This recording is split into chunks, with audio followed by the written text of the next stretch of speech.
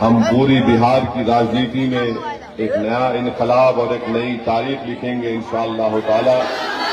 और हम यहाँ पर अपनी एक सियासी लीडरशिप को बनाएंगे। याद रखिए, किसी कौम के लिए, किसी समाज के लिए 50 और 70 साल का एक लंबा अरसा काफी होता है इस बात को समझने के लिए, इस बात को महसूस करने के लिए कि जब तक वो समाज, वो समुदाय अपनी एक सियासी लीडरशिप को नहीं बनाएगा, उनकी तकलीफ, उनके मसाइल, उनसे इंसाफ नहीं हो पाएगा। बिहार में आज मुस्लिम अक़लियत की आबादी 19% की है और 19% आबादी इतनी बड़ी आबादी है कि आपके बगैर कोई हुकूमत ना बन सकती है, ना आपकी आवाज के बगैर कोई सियासी फैसले लिए जा सकते हैं। मगर हम अपनी इस ताकत को महसूस नहीं कर रहे हैं। मैं आपसे ये बोलने आया हूं कि आप सिर्फ वोट डालकर अपने घर में मत बैठ जाइए। आप एक शहरी हैं, आपको तमाम हुकूक हासिल होना है, आपको तमाम हक आपको मिलना है जो भारत के संविधान ने हम तमाम को दिया है। तो मेरी आपसे गुजारिश है कि अख्तरुल ईमान साहब की क़ियादत में जो बिहार में मुस्लिम अक़लियत और मजलूम अवाम की इंसाफ की लड़ाई लड़ी जा रही है, इसमें आपके साथ की जरूरत है, आपकी वोट की जरूरत है। और आप तमाम नौजवानों को एक पैगाम देने आया हूं कि देखिए, लड़ाई आपके लिए है। आने वाला मुस्तकबिल नौजवानों आपका है। बिहार में 60% आबादी, करीब 60% आबादी 25 साल से कम उम्र नौजवान लड़के और लड़कियों पर मुश्तमिल है। मैं बुजुर्गों से गुजारिश और अपील कर रहा हूं कि आप जब वोट डालने जाएंगे तो इन अपने नौजवानों के चेहरों को देखिए, इनकी हालात पर गौर करिए।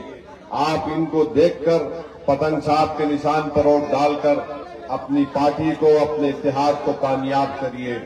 बरसों आपने मुख्तलिफ सियासी नेताओं को, सियासी पार्टियों को आपने वोट दिया, हमको क्या मिला सिवाय वोट डालकर आकर घर में सो जाना और उसके बाद हमारी तकालीफ में कोई कमी नहीं होती है। आप जानते हैं कि हमारे भारत देश में फिरका परस्ती उरूज पर है। मुस्लिम अक़लियत से नफरत इतनी बढ़ चुकी है कि आप ही के इस गांव के असगर अली साहब को ट्रेन में एक रेलवे प्रोटेक्शन फोर्स के सिपाही ने गोली मारकर उसको शहीद कर दिया था। याद है असगर अली आपको? आप बताइए, ट्रेन में उसको मार दिया गया, क्या गलती थी उसकी? कोई गलती नहीं थी। सिर्फ गलती यही थी कि वो मुस्लिम अक़लियत से ताल्लुक रखता था। मजलिस ये चाहती है कि हमको इंसाफ मिले। हम नहीं चाहते कि आप उन नफरत फैलाने वाली ताकतों का साथ दें। आप इंसाफ के लिए वोट दें, अपने रोशन मुस्तकबिल के लिए वोट दें, ताकि मजलिस की आवाज बिहार की विधानसभा में गूंजे। आपसे आपको इंसाफ मिले, हमारे नौजवान बच्चे और बच्चियों का मुस्तकबिल अच्छा हो सके। याद रखिए, मजलिस नहीं चाहती कि बिहार में दोबारा बीजेपी और नीतीश कुमार की हुकूमत बने। इसीलिए अख्तरुल ईमान ने लालू प्रसाद यादव को, तेजस्वी यादव को खत लिखकर कहा कि आप हमको इत्तेहाद हमसे कर लीजिए। हमने दोस्ती का हाथ उनकी तरफ बढ़ाया। अख्तरुल ईमान ने तेजस्वी यादव को खत लिखकर कहा कि मजलिस को बिहार में सिर्फ 6 सीट दीजिए। अगर आप मुख्यमंत्री बनते हैं या आपके इंडिया अलायंस को सत्ता मिलती है तो मजलिस के विधायक को मंत्री मत बनाइए। आप सिर्फ बीजेपी की फिरका परस्ती को रोकिए, यहां पर इंसाफ करिए 19% आबादी से।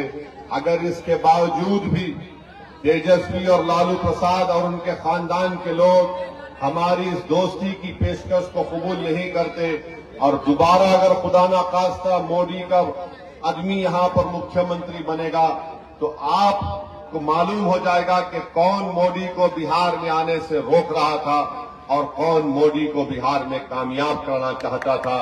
ये बात मैं आपके दरमियान में खड़े होकर कह रहा हूं। बार बार इल्जाम लगाते, झूठा इल्जाम, बी टीम, फुला टीम। अरे भाई, हम बी टीम नहीं है। तुम्हारी वजह से बीजेपी कामयाब हो रही है। हमारी वजह से नहीं हो रही है। कभी यहाँ के मुसलमानों ने आपने कभी बीजेपी को वोट दिया?